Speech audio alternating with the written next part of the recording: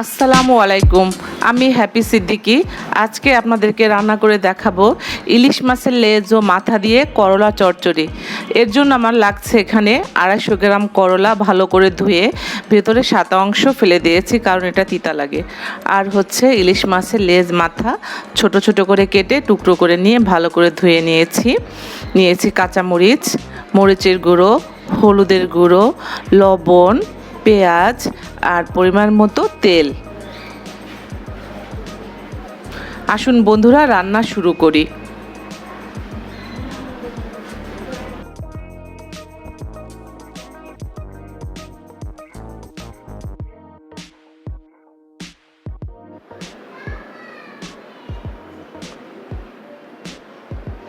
চুলায় একটা প্যান বসিয়ে দিয়ে দিলাম তেল,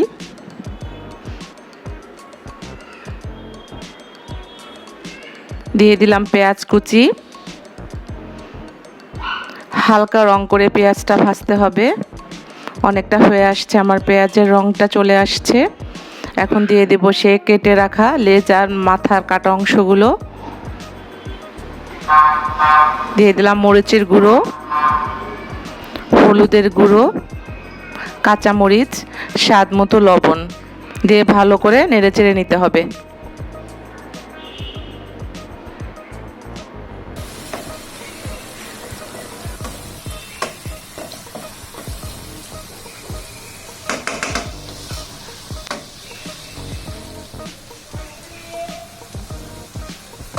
এটা রান্না করার জন্য আলাদাভাবে কোনো পানি দিতে হবে না, এটা তেলের মধ্যে সম্পূর্ণ ভাজা ভাজা হবে।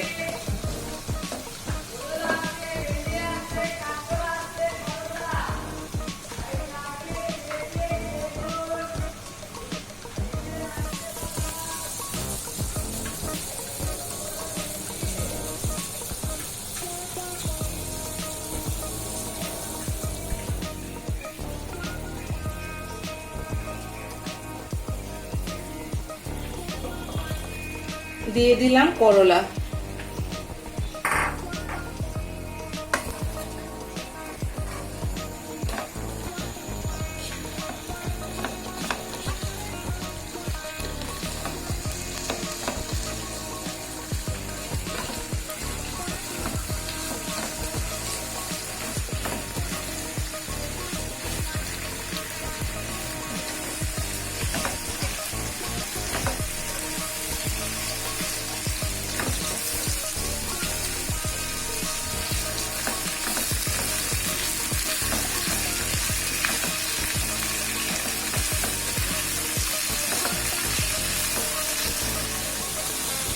বন্ধুরা, করলা রান্নার সময় একটা ব্যাপার খেয়াল রাখবেন, ঢেকে দেওয়া যাবে না, তাহলে করলা তিতা লাগে।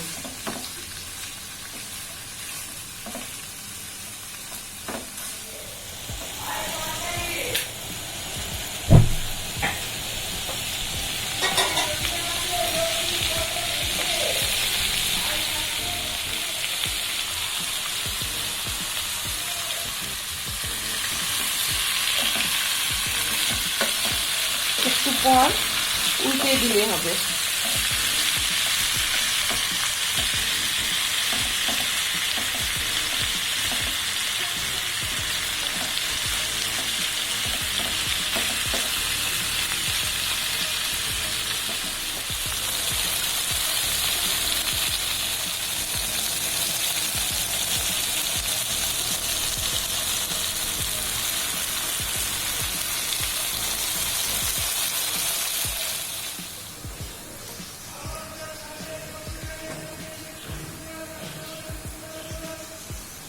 করলাটা স্বাস্থ্যের জন্য খুব ভালো, বিশেষ করে যাদের সুগার আছে, সুগারের জন্য খুবই ভালো করলা ভাজিটা।